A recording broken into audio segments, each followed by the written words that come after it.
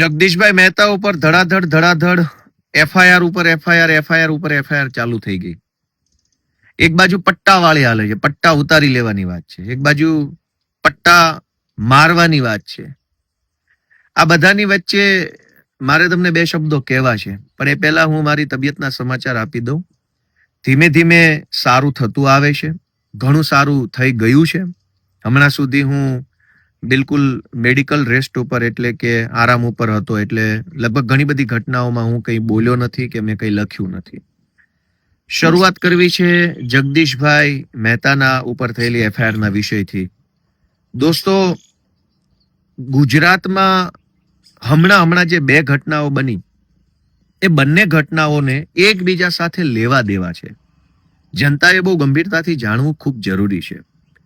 એક ઘટના કે જગદીશભાઈ ઉપર ફટાફટ એફઆઈઆર થઈ ગઈ. એક ઘટના કે જિગ્નેશ મેવાણીએ ત્યાં દારૂ અને ડ્રગ્સના વિરુદ્ધમાં જે કંઈ પણ ચર્ચા કરી એને લઈને ગુજરાતની ભાજપની આખી ટોળકી અને ભાજપના આખા ગૃહમંત્રી બંને લોકો જે છે એ જિગ્નેશ મેવાણી ઉપર રીતસરના તૂટી પડ્યા. આ બંને ઘટનાને એકબીજા સાથે એવી રીતે લેવા દેવા છે કે ગુજરાતમાં છેલ્લા 30 વર્ષથી ભાજપની સરકાર એ પોલીસના ડરની પાછળથી ચાલે છે. એટલે કે આમ જનતા ભાજપથી નારાજ તો ખૂબ છે, અનેક જગ્યાએ જનતાને તકલીફ પડી રહી છે, પણ જનતા નથી બોલતી. એનું એકમાત્ર કારણ છે કે લોકોને પોલીસથી ડરાવીને રાખ્યા છે. અને ખાલી જનતાને જ પોલીસથી ડરાવીને રાખ્યા છે એવું નથી, પોલીસને પોલીસથી ડરાવેલા છે. પીઆઈ હોય, કોન્સ્ટેબલ, એએસઆઈ, હેડ કોન્સ્ટેબલ, આ બધાને ભાજપની સરકારે ડરાવ્યા છે કે તમે જો ભાજપની સરકાર કહેશે એમ નહીં કરો તો બદલી થઈ જશે, સસ્પેન્ડ થઈ જશે, તમને આમ કરી નાખશું, તેમ કરી નાખશું. એટલે કુલ મળીને આખા ગુજરાતમાં ડરનું સામ્રાજ્ય છે. ભાજપની સત્તા નથી, ડરની સત્તા છે. હજારો લોકોએ બોલવું છે, અવાજ ઉઠાવવો છે, અને એટલો બધો ગુસ્સો છે કે ક્યારેક તો મારી લેવાનું મન હજારો લોકોને થતું હશે. ખરાબ રોડ રસ્તા ઉપર જ્યારે વાહનો લઈને પબ્લિક નીકળે ત્યારે મનમાં તો એટલો બધો ગુસ્સો આવતો હશે કે એકાદો ભાજપ વાળો અથવા કોઈ એવો રોડ વિભાગનો કોઈ ભ્રષ્ટાચારી સાહેબ મળી જાય તો મારીને ભૂત કરી દેવો, એવો અનેક લોકોને વિચાર આવતો હશે. પણ ડરના કારણે નથી બોલી શકતા. ગ્રામ પંચાયતોમાં કે મામલતદાર ઓફિસોમાં કે પોલીસ સ્ટેશનોમાં જ્યારે માણસ પોતાની રજૂઆત લઈને જાય છે ત્યારે સરકારી માણસ એની સાથે જે રીતનું વર્તન કરે છે, જે રીતે એને ધક્કા ખવડાવે છે, જે રીતે એકદમ અપમાનજનક જવાબો આપે છે, એ સાંભળીને હજારો લોકોને મનમાં એમ થાય છે કે આને બે લાફા મેલું, પણ નથી મેલી શકતા કે નથી બોલી શકતા. શું કામ? ડર લાગે છે. આ ડરનું સામ્રાજ્ય છે એટલે ભાજપની સત્તા છે. સહેજ પણ લોકોની અંદરથી ડર ઓછો થાય, લોકો બોલવા લાગે તો ભાજપ વાળાને ગુજરાતના એક પણ ગામમાં જવું મુશ્કેલ થઈ જાય એટલી હદે જનતામાં આક્રોશ છે. જનતાના આક્રોશને પોલીસના માધ્યમથી દબાવી રાખ્યો છે ભાજપે. અને જગદીશભાઈ મહેતા કે ચૈતર વસાવા કે જિગ્નેશ મેવાણી આ ગુજરાતના એવા લોકો છે જે લોકો બોલે છે ત્યારે જનતાનો ડર ઓછો થાય છે. જે લોકો કંઈક વાત કરે છે ત્યારે જનતાને હિંમત આવે છે. હવે હર્ષ સંઘવી હોય કે ભાજપની સરકાર હોય, એના પેટમાં તેલ શું રેડાય છે કે ચૈતર વસાવા, ગોપાલ ઇટાલિયા, જિગ્નેશ મેવાણી, જગદીશ મહેતા, આ લોકો જેટલું વધુ બોલશે, જેટલા વધુ સક્રિય રહેશે એટલો જ જનતાની અંદરથી ડર ઓછો થશે. ડર ઓછો થશે તો જનતા બોલવા લાગશે. જનતા બોલવા લાગશે તો ભાજપ વાળાની સરકારના પાટિયા પડી જશે. અને એટલે જનતામાંથી પોલીસનો અને સરકારનો ડર ઓછો ન થઈ જાય એની સતત ચિંતા ભાજપના નેતાઓ કરે છે. અને એટલે જ વાંધો એ વાતનો નથી કે જિગ્નેશ મેવાણી કઈ ભાષામાં કયા શબ્દોમાં બોલ્યા. ભાજપના લોકોએ તો કાંડ કરવામાં કઈ બાકી નથી રાખ્યું. માણસના શબ્દો કરતા પણ વધારે ખરાબ માણસનું વર્તન હોઈ શકે. અને ભાજપના અનેક લોકોએ બળાત્કારો કર્યા છે. આજ ગુજરાતમાં છાપે ચડી ચૂક્યા છે, એની ઉપર કોઈ કાર્યવાહી નથી થઈ. મુદ્દો એટલો જ છે કે જગદીશ મહેતા બોલે છે તો ગુજરાતભરના ખેડૂતો એને ધ્યાનથી સાંભળે છે. જગદીશ મહેતાને સાંભળે છે તો જનતાની અંદર હિંમત આવે છે. હિંમત આવે છે તો એ હિંમત ભરેલી જનતા પછી છાતી કાઢીને ભાજપના નેતાઓ સામે બોલવા લાગે છે. આ વાતથી હર્ષ સંઘવી અને આખી ભાજપની ટોળકીને વાંધો છે. જિગ્નેશ મેવાણી બોલે છે તો જનતા ધ્યાનથી સાંભળે છે. ધ્યાનથી સાંભળે છે તો જનતાને ડર ઉડી જાય છે, ચિંતા નીકળી જાય છે અને હિંમત આવી જાય છે કે અમારો પણ કોઈ આગેવાન છે. અને એ વાતથી ભાજપના નેતાઓને ચિંતા થાય છે કે જો લોકો ડરતા બંધ થઈ જશે તો. ચૈતર વસાવા બોલે છે તો ગુજરાતભરના લોકોમાં અને ખાસ કરીને આદિવાસી સમાજના યુવાનોમાંથી ડર ઓછો થાય છે અને બોલવા લાગે છે. એ વાતથી ભાજપને ચિંતા થાય છે. ગોપાલ ઇટાલિયા લડાઈ લડે છે, રાજુ કરપડા લડાઈ લડે છે, મનોજ સોરઠિયા લડાઈ લડે છે, તો લોકોના મનમાં રહેલો પોલીસનો ખોટો ડર કે ભાજપના નેતાઓનો ખોટો ડર ઓછો થાય છે અને જનતા બોલવા લાગે છે, બોલવા લાગે છે, બોલવા લાગે છે. હવે જનતા બોલતી થઈ જાય તો આ બાપ દાદાની પેઢીઓની જેમ જે ભાજપની સરકાર ચાલે છે, સરકાર ગાયબ થઈ જાય. એટલે ભાજપ સરકારમાં છે એનું એકમાત્ર કારણ છે ડર. આ ડર કોનો છે? સરકારનો અને પોલીસનો. હવે જિગ્નેશ મેવાણી કે જગદીશ મહેતા બોલે છે ત્યારે જનતાના મનમાંથી પોલીસનો ખોટો ડર ઓછો થઈ જાય છે. ડર ઓછો થઈ જાય તો માણસ ગમે ત્યાં બોલવા લાગે. મામલતદાર ઓફિસમાં જઈને કેમેરો કાઢશે, રોડ બનતો હોય, ભ્રષ્ટાચાર થતો હશે તો મોબાઈલ કાઢીને રેકોર્ડિંગ કરશે, ભાજપની સભામાં ઉભો થઈને 2 પ્રશ્ન પૂછી લેશે. જો હજારો જનતા આવું કરવા લાગે તો ભાજપના લોકો ક્યાંય મોઢું બતાવી શકે એમ નથી. એટલે જગદીશ મહેતા ઉપર એફઆઈઆર, ચૈતર વસાવા ઉપર એફઆઈઆર, ભવિષ્યમાં મારા ઉપર પણ એફઆઈઆર કે જિગ્નેશ મેવાણીને ટાર્ગેટ કરવા પાછળનું એકમાત્ર કારણ છે કે ભાજપની સરકાર જનતાના મનમાંથી ડર ઓછો થઈ જાય એ બાબત ઈચ્છતી નથી. પણ મારી બધા જ ગુજરાતના લોકોને 2 હાથ જોડીને વિનંતી છે, બોલાય એટલું બોલો, જેટલું બોલાય એટલું બોલો. સંવિધાનની મર્યાદામાં રહીને જે બોલાય તે બોલો. અપશબ્દની વ્યાખ્યામાં ન આવતું હોય, ગાળની વ્યાખ્યામાં ન આવતું હોય, એ બધું જ બોલો. કેમ નહીં બોલવાનું? ભાજપના લોકોએ તો કરોડો રૂપિયાનું બૂચ માર્યું છે, ભ્રષ્ટાચાર કર્યા છે, ગૌચરો દબાઈ દીધા, ડ્રગ્સ વેચે છે, દારૂ વેચે છે. એના કરતા તો શબ્દો વધારે સારા છે.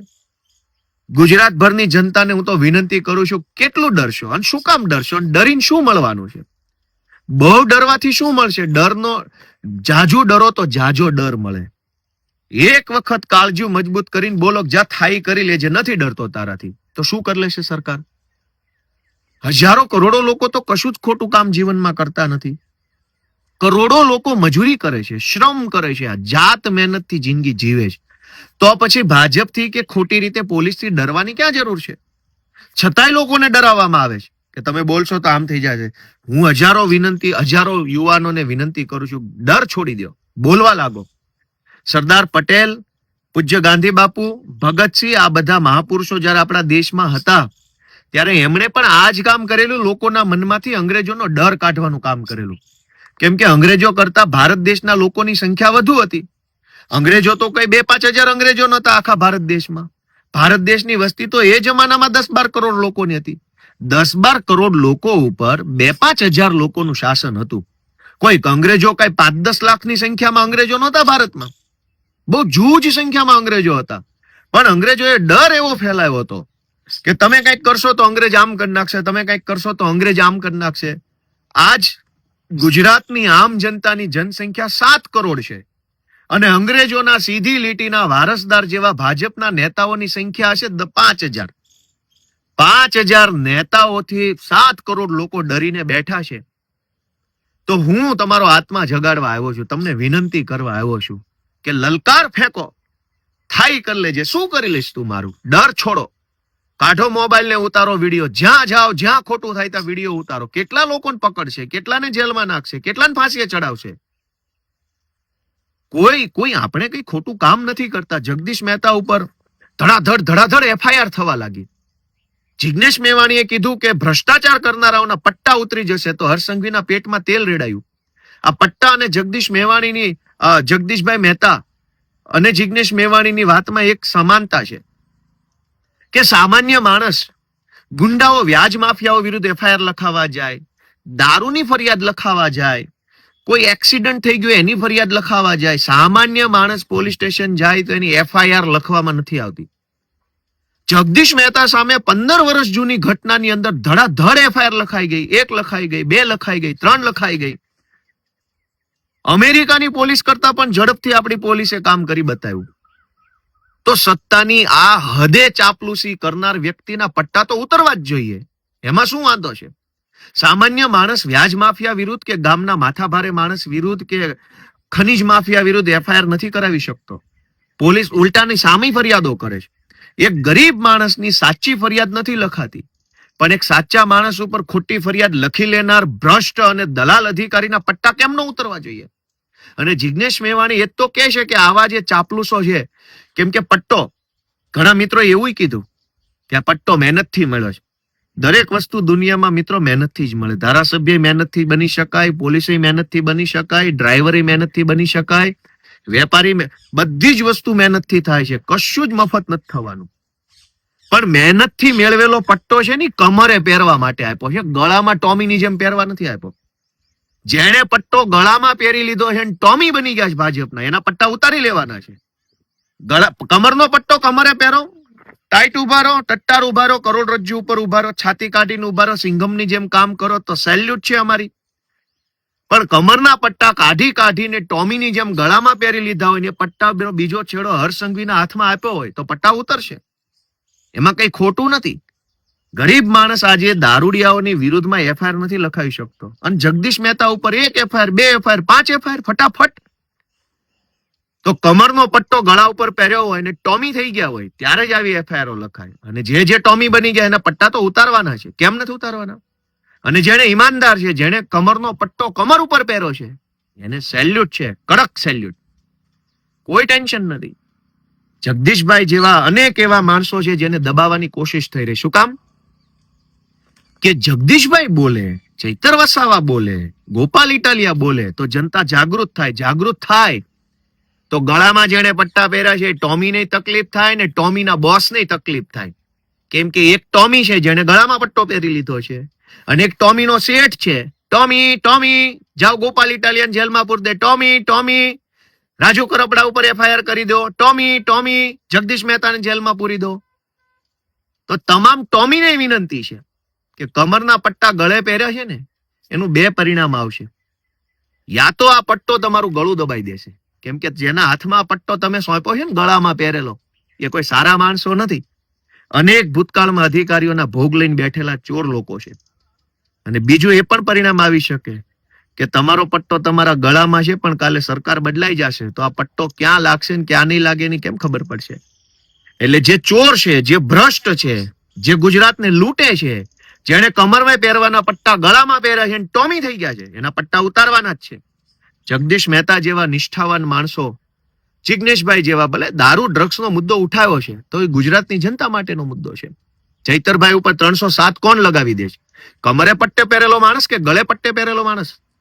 તો ગુજરાતની જનતાને 2 હાથ જોડીને વિનંતી કરું છું કે ગુજરાત બચાવવાની જવાબદારી જિજ્ઞેશ મેવાણી, ગોપાલ ઇટાલિયા, ચૈતર વસાવા કે જગદીશ મહેતાની 4 લોકોની નથી, આપણા સૌની છે. ડર છોડો, હિંમત કરો. ગાંધી, સરદાર, ભગતસિંહ જેવા મહાપુરુષોએ જેમ અંગ્રેજોની સામે કાર્યક્રમો કરી અને લોકોનો ડર ઉડાડવાનું કામ કર્યું, અને જે દિવસે ભારતના જનતાનો ડર ઉડ્યો, ડર છોડ્યો, ડર નીકળ્યો, ત્યાર પછી અંગ્રેજોએ ભારતમાંથી ભાગવું પડ્યું હતું. પહેલા તો મુઠ્ઠીભર અંગ્રેજોથી આખો દેશ ડરી ગયો હતો. આજ ગુજરાતની એ પરિસ્થિતિ છે. એ પરિસ્થિતિમાં કાળા અંગ્રેજોના ડરમાંથી મુક્ત કરાવવાનું બીડું 4-5 જુવાનિયાએ ઉપાડ્યું છે. અમને કાલ મને પકડીને જેલમાં પૂરી દેશે, કઈ વાંધો નહીં. હું તમને વિનંતી કરું છું ભાઈઓ કે ડર છોડો. શું કામ ડરો છો? મળી શું ગયું? 30 વર્ષથી જનતા ડરમાં જીવે છે. રોડ જોવો ગુજરાતના. 30 વર્ષથી એક સારો રોડ જે સરકાર નથી બનાવી શકી, એ સરકાર એમ ઈચ્છે છે કે રોડ ભલે ખરાબ હોય પણ બોલતા નહીં, બોલશો તો એફઆઈઆર થઈ જશે. શાળામાં ભલે શિક્ષક ન હોય પણ બોલતા નહીં, બોલશો તો એફઆઈઆર થઈ જશે. દવાખાનામાં ડોક્ટર નથી, બોલતા નહીં, બોલશો તો એફઆઈઆર થઈ જશે. બસો ટાઈમે આવતી નથી, બોલતા નહીં, બોલશો તો એફઆઈઆર થઈ જશે. માવઠું આવ્યું, સહાય નહીં મળે, બોલતા નહીં, બોલશો તો એફઆઈઆર થઈ જશે. દરેક જગ્યાએ પબ્લિકનું જીવન છે એ સાવ આમ એકદમ ખરાબ રીતે જીવવા આપણે મજબૂર બન્યા છીએ, છતાંય બોલવું નથી. કમસે કમ જેલમાં જશું તો વટથી તો જઈ શકશું. એફઆઈઆર થશે તો કહી શકશું કે ભાઈ સારા કામની એફઆઈઆર થઈ. રોડ સારા નહીં, દવાખાના નહીં, શાળા નહીં, બસ નહીં, પંચાયતમાં તલાટી નહીં, ઓફિસમાં મામલતદાર નહીં, પોલીસ સ્ટેશનમાં ફરિયાદ લખાય નહીં, ક્યાંય આપણું કઈ છે જ નહીં, તો હવે કઈ વાતનો ડર છે? દોસ્તો, ડર છોડો, હિંમત કરો. જ્યાં ખોટું થાય, જ્યાં કઈ ભાજપ વાળા દાદાગીરી કરે, મોબાઈલના કેમેરાથી વિડીયો ઉતારો. કેટલા લોકોને પકડશે, કેટલાને જેલમાં પૂરશે? મારો ખુલ્લો ટેકો જગદીશભાઈ મહેતાને છે. હું બીમાર હતો એટલે બોલ્યો નતો. જિગ્નેશભાઈને ટેકો છે. ગુજરાતની જનતાનો ડર ઓછો કરવા માટે જે યોદ્ધાઓ નીકળ્યા છે બધાને ગોપાલ ઇટાલિયાનો ખુલ્લેઆમ ટેકો છે. ગુજરાતની જનતાને ભાજપે પોલીસના માધ્યમથી ડરાવી છે. આ ડર ઉડી ન જાય એટલા માટે નવો ડર ફેલાવે છે. અને ડર જનતા ઉપર નથી, પોલીસને ડરાવી દીધી. નાના કોન્સ્ટેબલો, હેડ કોન્સ્ટેબલો, એએસઆઈ, પીએસઆઈ ને ડરાવવામાં આવ્યા છે કે ભાજપ વાળા કહેશે એમ નહીં કરો તો ટ્રાન્સફર થઈ જશે, સસ્પેન્ડ થઈ જશો, આમ થઈ જશે, તેમ થઈ જાય. દોસ્તો, આ ડરનું સામ્રાજ્ય ખતમ કરવા માટેની મશાલ જગદીશ મહેતા, ચૈતર વસાવા, જિગ્નેશ મેવાણી, ગોપાલ ઇટાલિયા, રાજુ કરપડાએ મશાલ ઉઠાવી છે. આ મશાલનું અજવાળું વધે એના માટે તમારા સહયોગની જરૂર છે. જય જય ગરવી ગુજરાત.